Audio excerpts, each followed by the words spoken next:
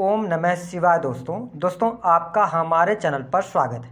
आज की इस वीडियो में हम आपको जानकारी देने वाले हैं कर्क राशि के जातकों के लिए मई, जून और जुलाई का महीना कैसा रहेगा। ग्रह गोचरी स्थितियों के आधार पर इन 3 महीनों में कैसा रहेगा आपका व्यापार, नौकरी, आर्थिक स्थिति, संतान, प्रेम संबंध, वैवाहिक जीवन, विदेश की स्थिति किस प्रकार की रहने वाली है। और सबसे इम्पॉर्टेंट बात कि यदि आपके जीवन में चिंता, कर्ज या नौकरी को लेकर कोई समस्या है तो आपको क्या करना है, इसकी भी जानकारी इस वीडियो में देंगे। तो यह वीडियो आपके लिए बहुत ही महत्वपूर्ण और ख़ास हो जाता है। आप इसे अंत तक ज़रूर देखें। और यदि आप चैनल पर पहली बार आएँ तो चैनल को सब्सक्राइब कीजिएगा, नोटिफिकेशन बेल को ऑन कीजिएगा। वीडियो पसंद आए तो लाइक और शेयर ज़रूर कीजिएगा। चलिए करते हैं शुरुआत और आपको बताते हैं कि आपके लिए आने वाले 3 महीने कैसे रहेंगे। यह जो राशिफल है आपके जन्म की राशि चंद्र राशि पर आधारित है। देखिए, सबसे पहले यदि हम बात करें तो मंगल देव की स्थिति आपकी राशि से 12th हाउस में रहेगी। हालांकि मंगल देव 10 मई को राशि परिवर्तन करके और 1 जुलाई तक आपके लग्न में गोचर करेंगे। सूर्य, राहु, बुध, गुरु की युति आपके 10th हाउस में रहने वाली है। साथ ही राहु देव और बुध और गुरु ये रहेंगे 10th हाउस में। सूर्यदेव 15 मई को अपना राशि परिवर्तन करेंगे। वर्तमान समय में शनि की ढैया में आप चल रहे हैं। शनिदेव का गोचर आपकी राशि से 8th भाव में रहने वाला है। आपके 4थे भाव में केतु देव गोचर करेंगे। तो आइए जानते हैं सबसे पहले कि इन 3 महीनों में आपका स्वास्थ्य कैसा रहेगा। देखिए, आपके स्वास्थ्य भाव के जो स्वामी बनते हैं वो चंद्रदेव बनते हैं और चंद्रदेव हर 2 से ढाई दिनों में राशि परिवर्तन करते हैं। यहाँ पर यदि स्वास्थ्य के नज़रिए से देखा जाए तो आपके लिए 10 मई 2023 के बाद से थोड़ा सा आपके स्वभाव में उग्रता आ सकती है, क्योंकि लग्न में नीच के मंगल रहेंगे तो स्वास्थ्य में आपको ये प्रॉब्लम दे सकते हैं। तो आप यदि कर्क राशि वाले हैं तो आपको अपने स्वास्थ्य पर ध्यान जरूर देना चाहिए। साथ ही देखें कि मंगल देव लग्न में गोचर करते हुए 8वीं जो दृष्टि है इनकी आपके 8th भाव पर पड़ेगी, जहाँ पर शनिदेव ऑलरेडी विराजमान है।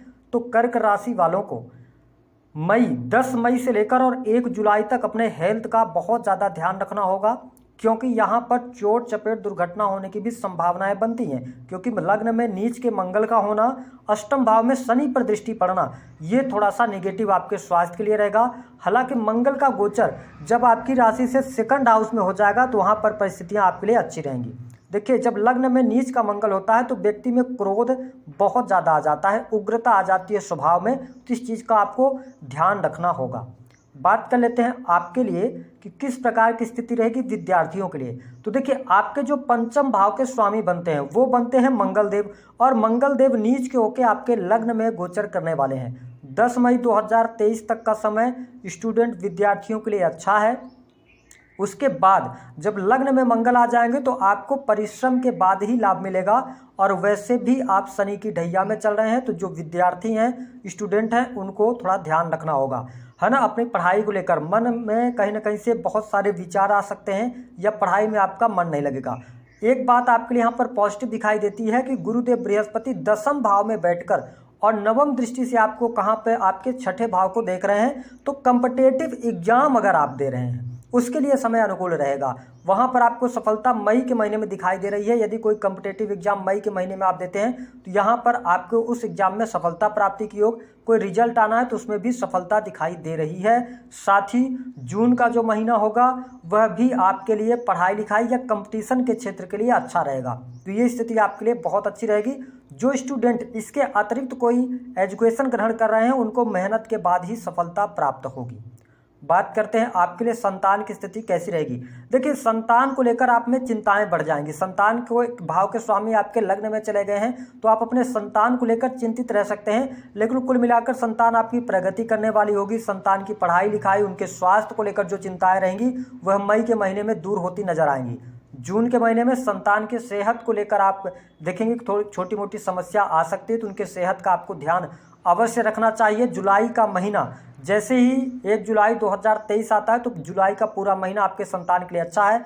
यदि संतान विदेश जाकर पढ़ाई करना चाहती है या घर से दूर जाकर आपकी संतान कोई भी एजुकेशन लेना चाहती है या अपना करियर शुरू करना चाहती है, उसके लिए अच्छा है यदि आपकी संतान है तो।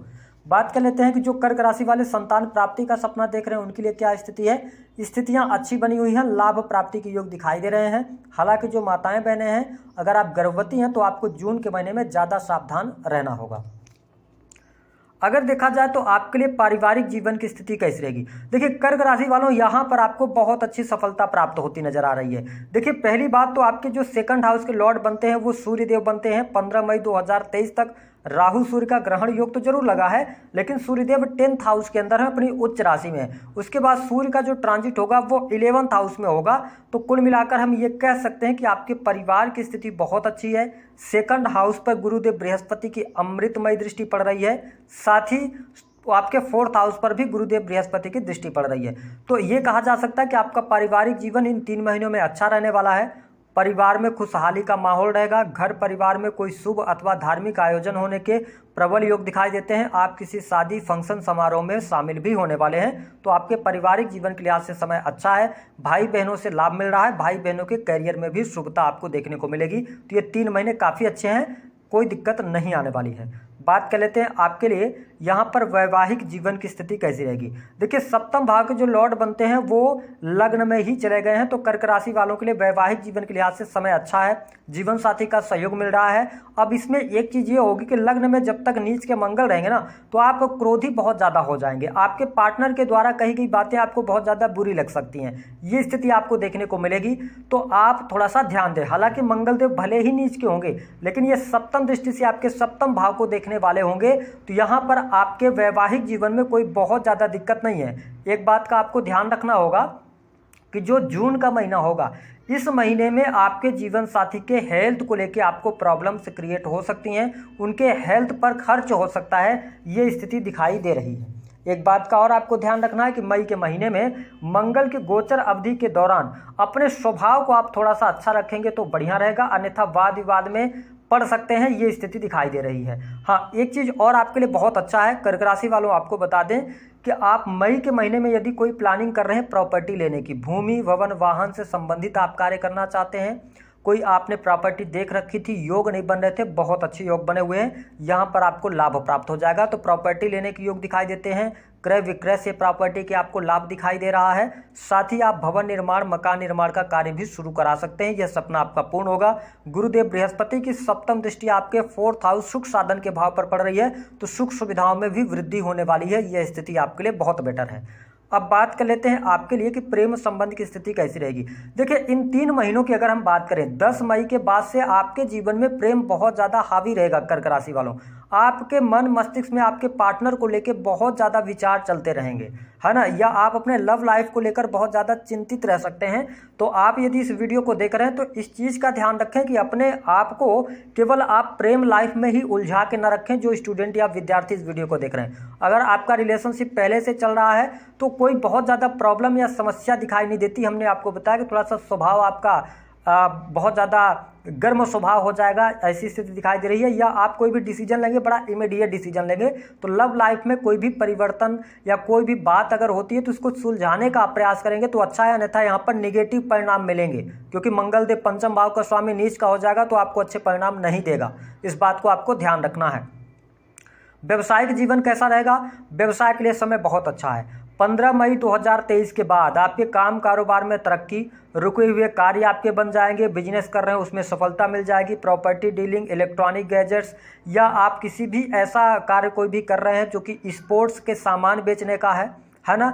इसके अतिरिक्त यदि आप किसी भी प्रकार से स्पोर्ट्स पर्सन हैं तो ये चीज़ें आपके लिए बेनिफिशियल यहाँ पर रहने वाली हैं। साथ ही जो आप इंडिविजुअल बिजनेस कर रहे हैं, कोई भी अपना बिजनेस कर रहे हैं, उसमें आपको सफलता प्राप्त हो जाएगी। कंस्ट्रक्शन लाइन, ठेकेदारी वगैरह का कार्य कर रहे हैं तो ये तीनों महीने आपके लिए अच्छे रहेंगे। 15 मई 2023 के बाद आपका बिजनेस बहुत अच्छा रहेगा। जून के महीने में कोई बड़ा प्रोजेक्ट आपके हाथ में लग सकता है, ऐसी स्थिति दिखाई दे रही है। साथ ही आपका बिजनेस यदि विदेश से जुड़ाव रखता है तो जून के महीने में विदेश से धन लाभ, विदेश जाने के भी बहुत अच्छे योग यहाँ पर बनते हुए नजर आ रहे हैं। तो आप इस चीज़ का ध्यान रखें। व्यापार में आपको तेजी देखने को मिलेगी, ये चीज़ें दिखाई दे रही हैं। और आप देखेंगे कि काम कारोबार को लेकर आपकी तमाम प्रकार की चिंताएं जून आते आते समाप्त होंगी। जुलाई का महीना भी आपके लिए बेनिफिट बिजनेस के मामले में देने वाला है।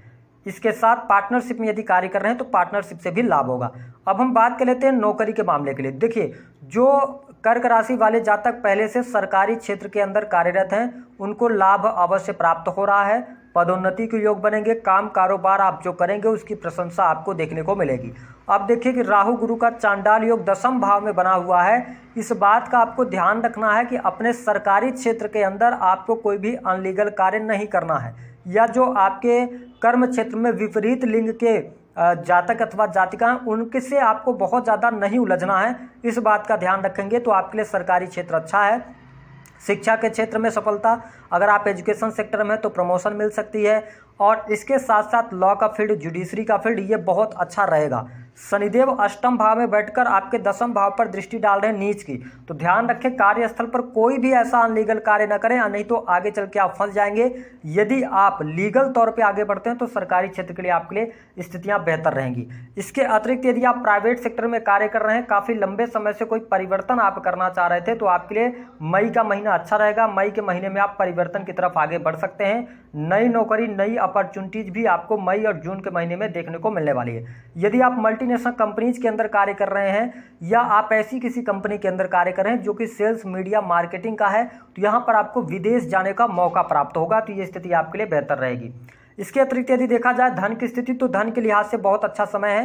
धन में संचय भी आप करने में सफल हो जाएंगे, क्योंकि गुरुदेव बृहस्पति भले ही 10वें भाव में हो, लेकिन इनकी अमृतमय दृष्टि आपके 2nd हाउस और 4th हाउस पर, तो धन की स्थिति बहुत अच्छी है। कर्क राशि वालों के लिए धन वृद्धि के संकेत यहाँ पर दिखाई दे रहे हैं, और आर्थिक तौर पर आपको मजबूती प्रदान होगी। तो कुल मिलाकर धन की स्थिति को लेकर आप चिंता न करें, धन बहुत ही अच्छे तरीके से आपके पास आने वाला है, और लाभ मिलने से आपको प्रसन्न भी आप रहेंगे। बैंक बैलेंस में वृद्धि करने में भी आप सफल हो जाएंगे। तो जून और जुलाई का महीना तो धन के लिहाज से बेहद ही शानदार आपके लिए यहाँ पर रहेगा। जो आप रणनीति बनाएंगे उन रणनीतियों में आप सफल भी हो जाएंगे। साथ ही यदि आपके जीवन में कोई कोर्ट कचहरी आदि का मामला चल रहा है, तो कोर्ट कचहरी के मामलों में विजय होने की संभावनाएं दिखाई देती हैं। और आपके जीवन में अगर देखा जाए तो बड़े भाई बहनों का सहयोग, छोटे भाई बहनों से लाभ मिलना, ये चीज़ें अवश्य दिखाई देंगी।